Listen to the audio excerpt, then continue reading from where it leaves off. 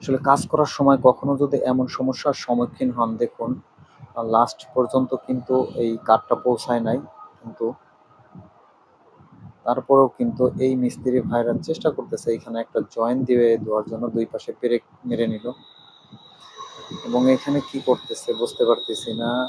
বলতেছে এইভাবে না, পায়ের নিচে রেখে তারপরে কিন্তু চারা দিয়ে তুলতে হবে।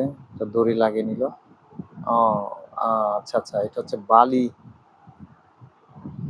শক্ত করতেছিল। এই ভাইটি কি করতেছে? টিন উঠানোর চেষ্টা করতেছে।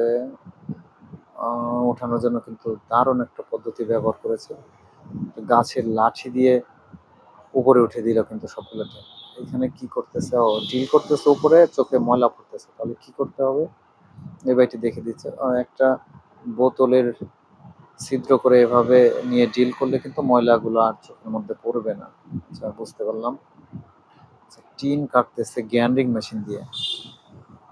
ভাইটি মনে হয় দেখাবে অন্যভাবে কাটা যায় কিভাবে।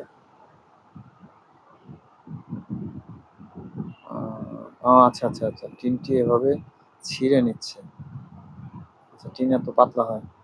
আচ্ছা, এটা হচ্ছে একটা আ তক্তা খোলার চেষ্টা করতেছে।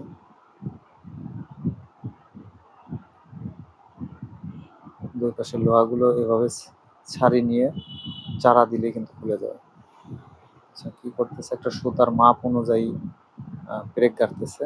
পেরেক করাত দিয়ে কেটে নিচ্ছে। এরপরে বাটাল দিয়ে হচ্ছে এখানে একটু গর্ত করে নেবে মনে হয়।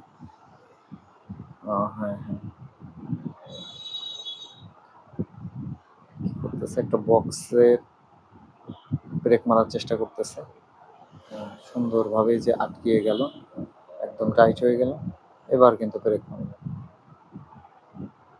আচ্ছা,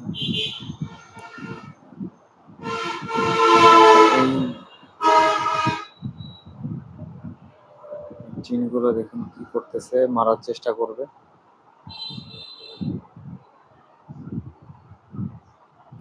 ওইটা মনে হচ্ছে একটা চুম্বক লাগিয়ে দিছে।